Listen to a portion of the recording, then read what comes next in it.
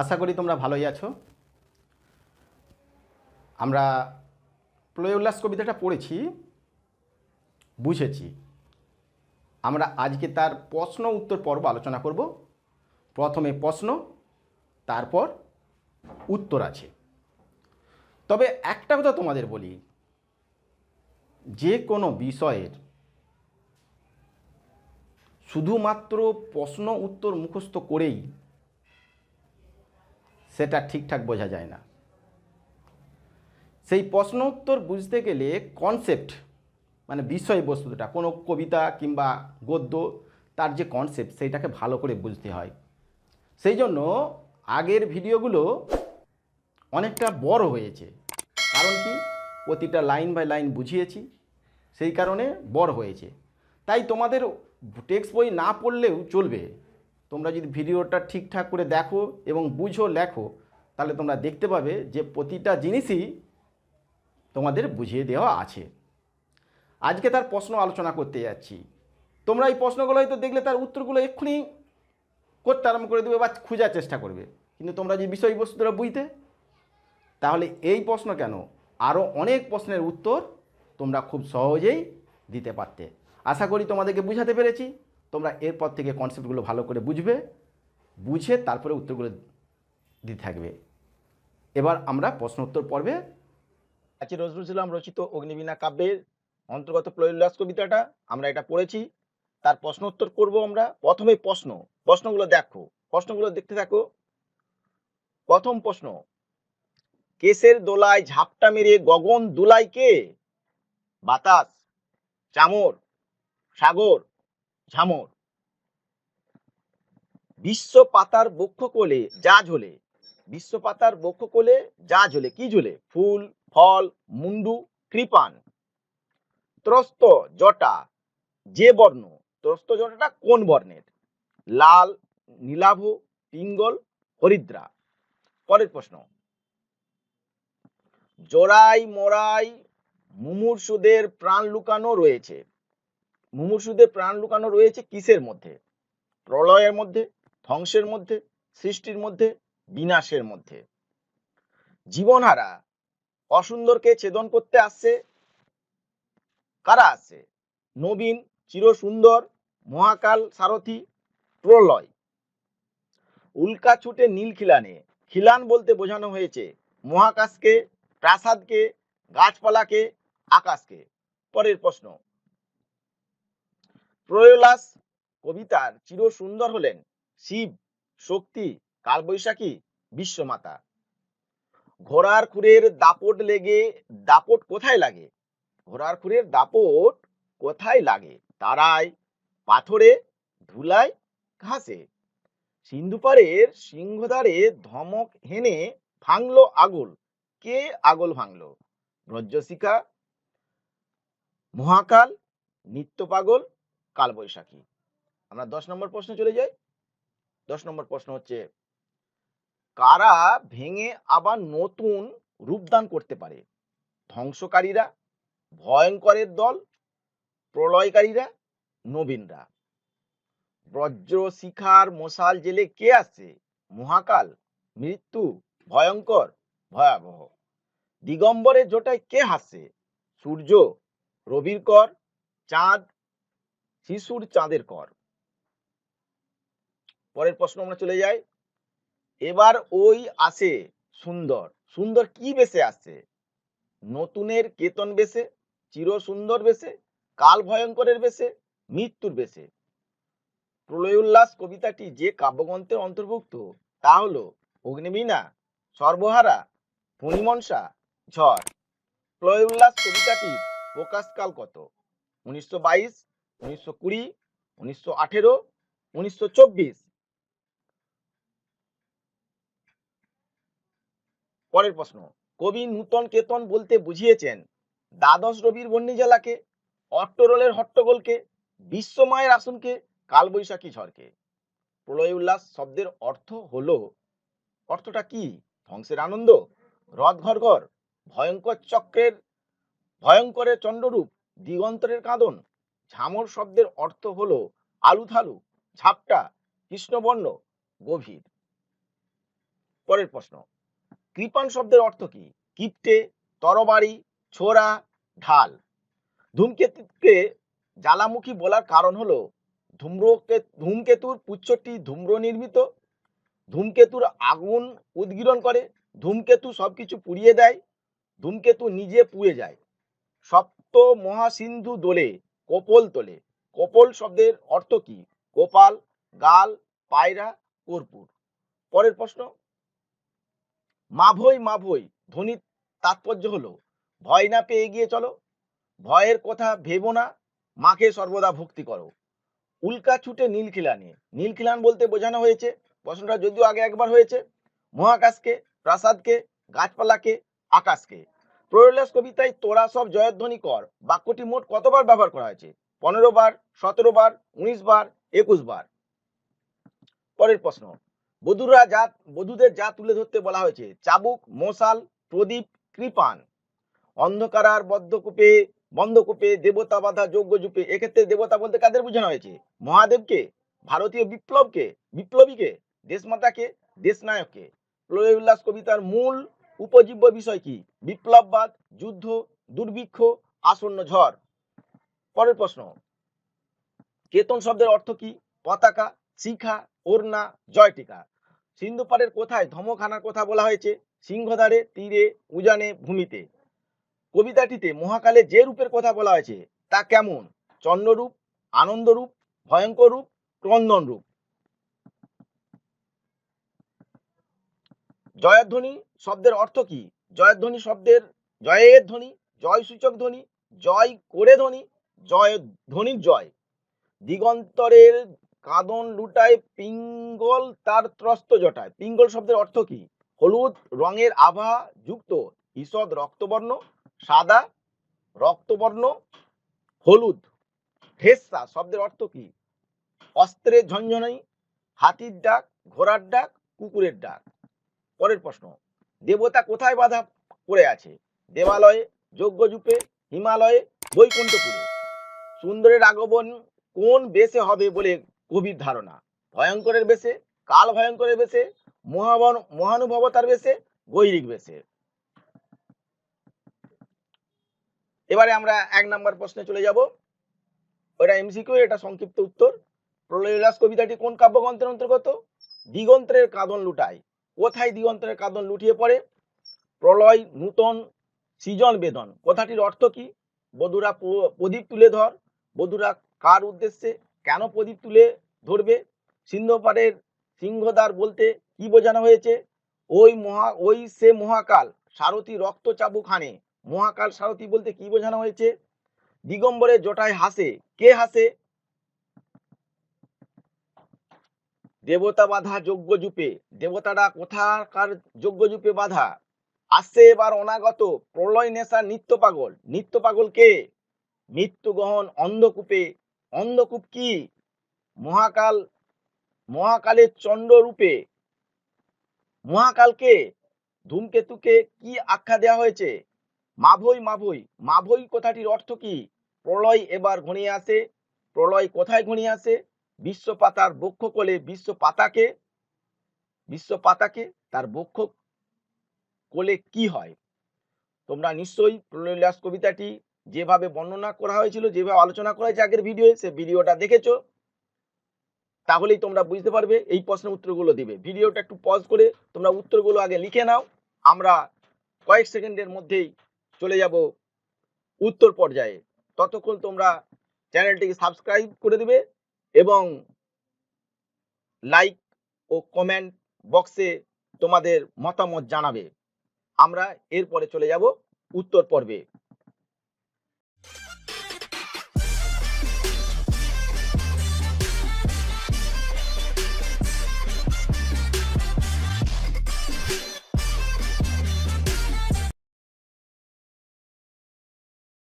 এবারে তোমরা আবার উত্তরগুলো খালি দেখো। তোমরা আশা করি আগের প্রশ্নগুলো পড়ে এসেছো, দেখেছো, তোমাদের মনে মনে একটা উত্তর করেছো। এবার দেখো আমি উত্তরগুলো দিচ্ছি, এই উত্তরগুলো ভালো করে তোমাদের সঙ্গে মিলিয়ে নাও, খুব ভালো লাগবে, ইন্টারেস্টিং লাগবে। আমরা উত্তর নিয়ে চলে আসলাম। কেসের দোলায় ঝাপটা মেরে গগন দোলায় কে? বাতাস, চামর, সাগর, ঝামর। উত্তরটা হবে ঝামর। বিশ্বপাতার বক্ষ কোলে যা ঝোলে, কি ঝোলে? ফুল, ফল, মুন্ডু, কৃপান। কৃপান। ত্রস্তা জটা যে বর্ণ, কি কোন বর্ণ?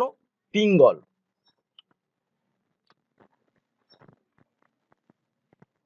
জরায় মোরা মুমূর্ষুদের প্রাণ লুকানো রয়েছে, কার মধ্যে রয়েছে? প্রলয়ের মধ্যে, ধ্বংসের মধ্যে, সৃষ্টির মধ্যে, বিনাশের মধ্যে। উত্তরটা হবে বিনাশের মধ্যে। জীবনহারা অসুন্দরকে ছেদন করতে আসে, কারা? নবীন, চিরসুন্দর, মহাকাল সারথী, প্রলয়। নবীন। উল্কা ছুটে নীল খিলানে, খিলান বলতে বোঝানো হয়েছে মহাকাশকে, প্রাসাদকে, গাছপালাকে, আকাশকে। আকাশকে। প্রলয় উল্লাস কবিতায় চির সুন্দর হলেন শিব, শক্তি, কালবৈশাখী, বিশ্বমাতা। উত্তর হবে শিব। ঘোড়ার খুরের দাপট কোথায় লাগে? তারায়, পাথরে, ধুলায়, ঘাসে। তারায়। সিন্ধুপাড়ের সিংহদ্বারে ধমক এনে ভাঙলো আগল, কে আগল ভাঙলো? বজ্রশিখা, মহাকাল, নিত্য পাগল, কালবৈশাখী। নিত্য পাগল। কারা ভেঙে আবার নতুনের রূপদান করতে পারে? ধ্বংসকারীরা, ভয়ঙ্করের দল, প্রলয়কারীরা, নবীনরা। উত্তর হবে নবীনরা। বজ্রশিখার মশাল জেলে কে আসে? মহাকাল, মৃত্যু, ভয়ঙ্কর, ভয়াবহ। ভয়ঙ্কর। দিগম্বরের জটায় কে হাসছে? সূর্য, রবির কর, চাঁদ, শিশুর চাঁদের কর। শিশু চাঁদের কর। এবার ওই আসে সুন্দর। সুন্দর কি বেশে আসছে? নূতন কেতন বেশে, চির সুন্দর বেশে, কাল ভয়ঙ্করের বেশে, মৃত্যুর বেশে। কাল ভয়ঙ্করের বেশে। প্রলয় উল্লাস কবিতায় যে কাব্যগ্রন্থের অন্তর্গত তা হলো অগ্নিবীণা, সর্বহারা, ফণিমনসা, ঝড়। অগ্নিবীণা। প্রলয় উল্লাস কবিতাটির প্রকাশকাল 1922, 1920, 1918, 1924। 1922। কবি নূতন কেতন বলতে বুঝিয়েছেন দ্বাদশ রবির বন্যিজালাকে, অট্টরোলের হট্টগোলকে, বিশ্বমায়ের আসরকে, কালবৈশাখী ঝড়কে। কালবৈশাখী ঝড়কে।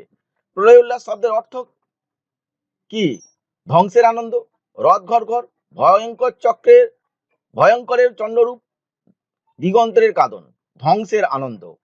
ঝামর শব্দের অর্থ কি? আলুথালু, ঝাপটা, কৃষ্ণবর্ণ, গভীর। কৃষ্ণবর্ণ। কৃপান শব্দের অর্থ হলো কিপ্টে, তরবারি, ছোড়া, ঢাল। ছোড়া। ধূমকেতুকে জ্বালামুখী বলার কারণ হলো ধূমকেতু পুচ্ছটি ধূম্র নির্মিত। ধূমকেতু আগুন উদ্গীরণ করে। ধূমকেতু সবকিছু পুড়িয়ে দেয়। ধূমকেতু নিজে পুড়ে যায়। ধূমকেতুর পুচ্ছটি ধূম্র নির্মিত। ক, প্রথম উত্তরটাই হবে। সপ্ত মহাসিন্ধু দোলে কপল তলে। কপল তলে, কপল শব্দের অর্থ হলো গাল। কপল শব্দের অর্থ হচ্ছে গাল। কোপাল, গাল, পায়রা, কর্পূর। গাল উত্তর হবে। মাভৈ মাভৈ ধ্বনির তাৎপর্য কি? ভয় না পেয়ে এগিয়ে চলো। উত্তরটা হবে ভয় না পেয়ে এগিয়ে চলো। উল্কা ছুটে নীল খিলানে। নীল খিলান বলতে কি বোঝানো হয়েছে? মহাকাশকে, প্রাসাদকে, গাছপালাকে, আকাশকে। আকাশকে। প্রলয় উল্লাস কবিতায় তোরা জয়ধ্বনি কর বাক্যটি মোট কতবার ব্যবহার করা হয়েছে? এটা কবিতায় বারবার আলোচনা করার সময় বলা হয়েছে। তোমরা আগের প্রলয় উল্লাসের আগের ভিডিওটা বারবার দেখবে, ভালো করে আলোচনাগুলো শুনবে, তাহলে তোমরা প্রত্যেকটা প্রশ্নের উত্তর দিতে পারবে। এর উত্তরটা হচ্ছে 19 বার। বধূদের যা তুলে ধরতে বলা হয়েছে তা হলো চাবুক, মশাল, প্রদীপ, কৃপান। প্রদীপ। অন্ধকার বন্ধকূপে দেবতা বাধা যজ্ঞযূপে। এক্ষেত্রে দেবতা বলতে বুঝিয়েছেন মহাদেবকে, ভারতীয় বিপ্লবকে, দেশমাতাকে, দেশনায়ককে, ভারতীয় বিপ্লবীকে। প্রলয় উল্লাস কবিতার মূল উপজীব্য বিষয় কি? মূল উপজীব্য বিষয় হচ্ছে বিপ্লববাদ। কেতন শব্দের অর্থ কি? পতাকা। কেতন শব্দের অর্থ পতাকা, শিখা, ওড়না, জয়টিকা। পতাকা। সিন্ধু পাড়ের কোথায় ধর্মখানার কথা বলা হয়েছে? সিংহদ্বারে, তীরে, উজানে, ভূমিতে। সিংহদ্বারে। ক, উত্তরটা ক। কবিতার মহাকালের যে রূপের কথা বলা হয়েছে তা কেমন? চন্ডরূপ, আনন্দরূপ, ভয়ঙ্কর রূপ, ক্রন্দন রূপ। চন্ডরূপ। 31 নম্বর প্রশ্নে আমরা চলে আসলাম। জয়ধ্বনি শব্দের অর্থ কি? জয়ের ধ্বনি, জয় সূচক ধ্বনি, জয় করে ধ্বনি, জয় করে ধ্বনি, ধ্বনির জয়। জয় সূচক ধ্বনি। দিগন্তের কাদন লুটায় পিঙ্গল তার ত্রস্ত জটায়। পিঙ্গল শব্দের অর্থ কি? হলুদ রঙের আভা যুক্ত ঈষৎ রক্তবর্ণ। উত্তর এটা। তাছাড়া অপশন ছিল সাদা, রক্তবর্ণ, হলুদ। রেসা শব্দের অর্থ হলো অস্ত্রের ঝঞ্ঝনানি, হাতির ডাক, ঘোড়ার ডাক, কুকুরের ডাক। ঘোড়ার ডাক কবিতাটা ভালো করে আলোচনাটা শুনলে তোমরা বুঝতে পারবে, তাতে সবই বলা আছে।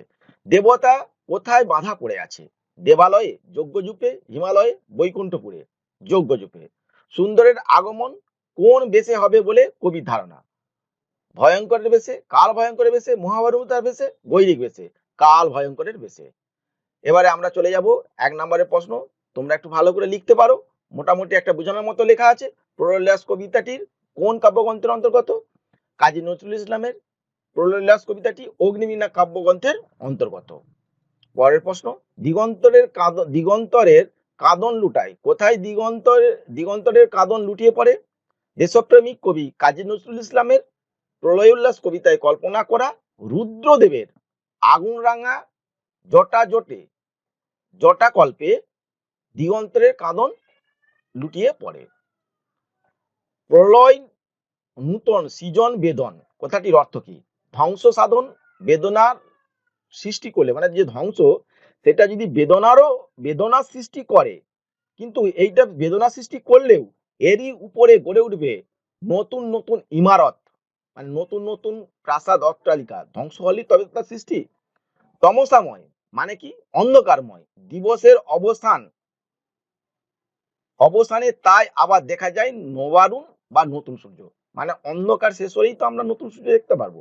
এটা আগমন বার্তা ধ্বনিত হবে নূতনের। তাহলে ধ্বংস সাধন বেদনার সৃষ্টি করলেও এরই উপর গড়ে উঠবে নতুন নতুন ইমারত। তমসাময় বা অন্ধকারময় দিবসের অবসানে তাই আবার দেখা দেবে নবারুণ বা নতুন সূর্য। আগমন বার্তা ধ্বনিত হবে নতুনের। এইটাই হচ্ছে সেই শব্দের অর্থ। বধুরা প্রদীপ তুলে ধর। বধুরা কার উদ্দেশ্যে কেন প্রদীপ তুলে ধরবে? বধুরা, ভারতীয় বধূদের প্রদীপ জ্বালা একটি মাঙ্গলিক কাজ। সেই প্রজ্বলিত প্রদীপ তুলে ধরে বধুরা কাল ভয়ঙ্করের রূপে আসা সুন্দরকে বরণ করে নেবে। সিন্ধু পাড়ের সিংহদ্বার বলতে কি বোঝানো হয়েছে? সিন্ধু পাড়ের সিংহদ্বার বলতে কাজী নজরুল ইসলাম দুদিক দিয়ে বুঝিয়েছেন। কাজী নজরুল ইসলাম একদিকে যেমন ইংরেজ শাসকদের রাজতন্ত্রকে বুঝিয়েছেন, তেমনি অন্যদিকে ভারতীয় বিপ্লবীরা দ্বীপান্তরিত হয়েছিলেন আন্দামান স্থানটিকেও বলা হয়েছে। পরের প্রশ্নের উত্তর, ওই সে মহাকাল সারথি রক্ত তড়িৎ চাবুখানে। মহাকাল সারথি বলতে কি বোঝানো হয়েছে? কবি মহাকাল সারথি বলতে তরুণ বিপ্লবীদের কথা বলেছেন। বিপ্লবীরা মহাকালের মতো রুদ্র রূপ ধারণ করে পরাধীন ভারতকে স্বাধীন করে তুলবে। তারপরের প্রশ্ন এবং উত্তর, দিগম্বরের জটায় হাসে। কে হাসে? প্রলয়লাস কবিতায় দিগম্বর হলেন দেবাদিদেব মহাদেব। তার জটায় কে হাসে? তার জটায় থাকে শিশু চাঁদের কিরণ। তার কথা এখানে বলা হয়েছে। দেবতা বাধা যজ্ঞযূপে। দেবতা কোথাকার যজ্ঞযূপে বাধা? ইংরেজদের লোহার কারাগারে অসংখ্য ভারতীয় বিপ্লবী বন্দী। কবির ভাবনায় ওই বিপ্লবীরা দেবতাদের সঙ্গে তুলনীয়। তারা অন্ধ কারাগারের বন্ধকূপে বন্দী থেকে যজ্ঞযূপে বাধা রয়েছে বলেই কবি এটা মনে করেছেন। আসছে এবার অনাগত প্রলয় নেশায় নিত্য পাগল। নিত্য পাগলকে?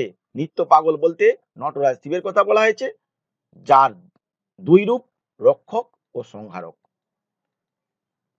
মৃত্যু গহন অন্ধকূপে। অন্ধকূপ কি? কাজী নজরুল ইসলাম তার প্রলয়লাস কবিতায় মৃত্যুগণ অন্ধকূপ বলতে পরাধীন ভারতবর্ষকে বুঝিয়েছেন। মহাকালের চন্দ্ররূপে মহাকালকে প্রলয়লাস কবিতার মহাকাল হলেন দেবাদিদেব মহাদেব, যিনি একাধারে শিব ও রুদ্র, রক্ষক ও সংহারক। ধূমকেতুকে কি আখ্যা দেওয়া হয়েছে? প্রলয়লাস কবিতায় ধূমকেতুকে সর্বনাশী ও জ্বালামুখী বলা হয়েছে। মাভৈ কথাটির অর্থ ভয় না করে এগিয়ে চলা। এটাকে বলা হচ্ছে অভয় বাণী। প্রলয়লাস এবার ঘনিয়ে আসে। প্রলয় কোথায় ঘনিয়ে আসে? অনৈতিকতায় পরিপূর্ণ, কুসংস্কারে আচ্ছন্ন সারা জগতে প্রলয় ঘনিয়ে আসার কথা বলা হয়েছে। বিশ্বপাতার বক্ষকোলে, বিশ্বপাতাকে তার বক্ষকোলে কি হয়? বিশ্বপাতা হলেন জগৎ পালনকারী পরমেশ্বর। তার বক্ষকোলে যেন তীব্র ভয়ঙ্কর এসে তার রক্তাক্ত কৃপাণকে দোলে দুলিয়ে যায়। যাক, আজ এই পর্যন্তই। তোমরা চ্যানেলটি অবশ্যই সাবস্ক্রাইব করবে এবং লাইক দেবে। আমি দুটো প্রশ্ন রাখবো, তোমরা কমেন্ট বক্সে সেই উত্তরগুলো অবশ্যই দেবে। যে কাজী নজরুল ইসলামকে বিদ্রোহী কবি বলা হয়েছিল কোন কবিতা লেখার জন্য? আর কাজী নজরুল ইসলাম দশম শ্রেণীতে ভর্তি হয়েছিলেন কোন বিদ্যালয়ে? তোমরা এই দুটো উত্তর কমেন্ট বক্সে লিখে জানাবে। তবে এই দুটো উত্তর যদি পেতে হয় তোমরা আগের প্রলয় উল্লাসের যে আলোচনার পর্ব ছিল সেই ভিডিওটি দেখবে, তাতে সব পেয়ে যাবে। আবার বলবো, এই আগের ভিডিওগুলি ভালো করে দেখো, দেখেই প্রশ্ন উত্তরগুলো করো, দেখবে তোমরা নিজেরাই পারছো, আমার থেকে আরো ভালো পারছো তোমরা। আজ এই পর্যন্তই। সুস্থ থাকো, ভালো থাকো।